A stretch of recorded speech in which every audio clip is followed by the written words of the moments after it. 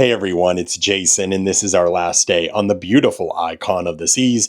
And we have a Royal Caribbean passenger accusing Celebrity Cruises of being uncivilized.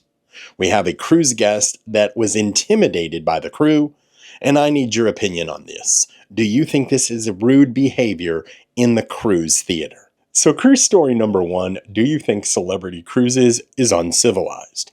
And are you a fan of both Royal Caribbean and Celebrity Cruises? And what do you think about their loyalty programs?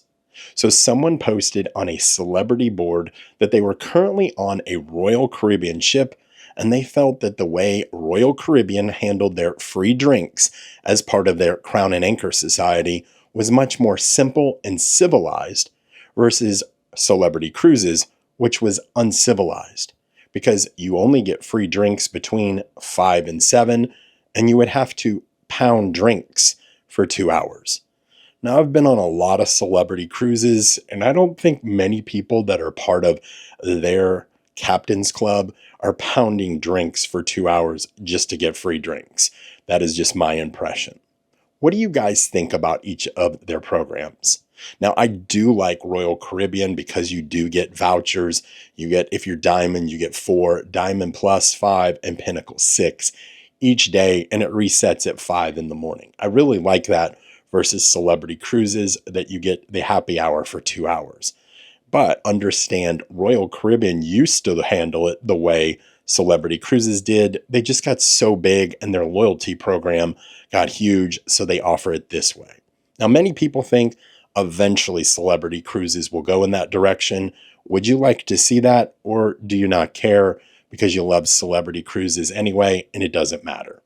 And do you think Celebrity Cruises is uncivilized because they handle it this way? Can't wait to hear from you in the comments. So, cruise story number 2, have you ever felt intimidated by a crew member on your cruise? So a passenger was recently on Carnival Cruise Line, and they said they were shocked to find out that there was nothing in the rule book about showing visible tattoos.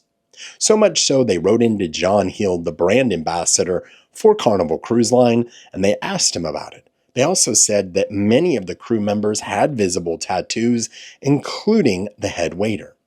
Now, what's interesting is they went on to say that many older folks find it intimidating, and that Carnival has many older passengers on board.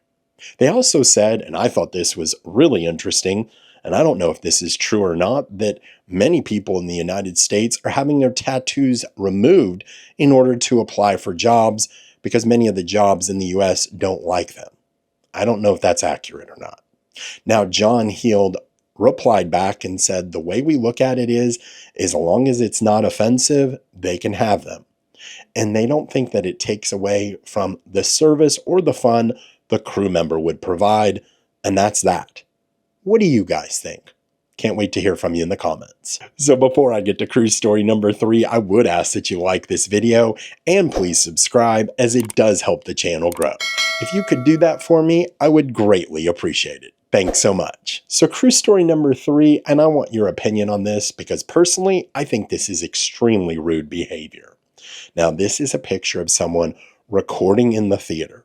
Now, I took a quick snapshot of this, but they were recording for 11 minutes in a row.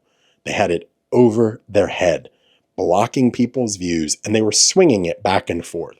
People's heads were having to go left and right to try to see the show. And this was Wizard of Oz. This is a great show. We looked forward to this, and I don't want to see your camera there. Now, I mentioned this as Wizard of Oz because specifically they said, please, they did this twice, this announcement, do not record. This is a copyright show and we can't have any recordings out there.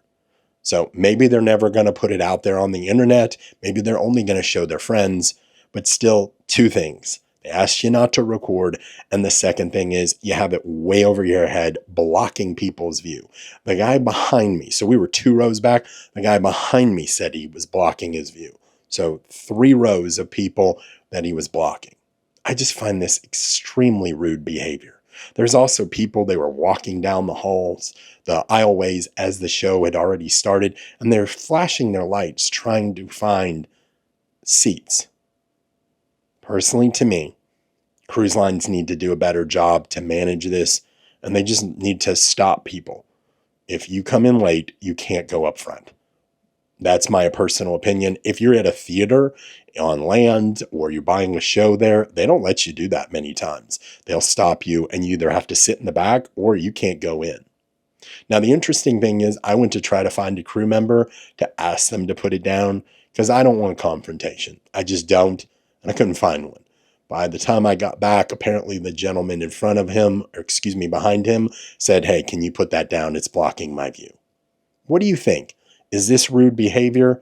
And what do you think the cruise lines need to do in order to stop it? So I appreciate you guys watching. I can't wait to show you more of the beautiful icon of the seas. That'll be coming up in the next few weeks.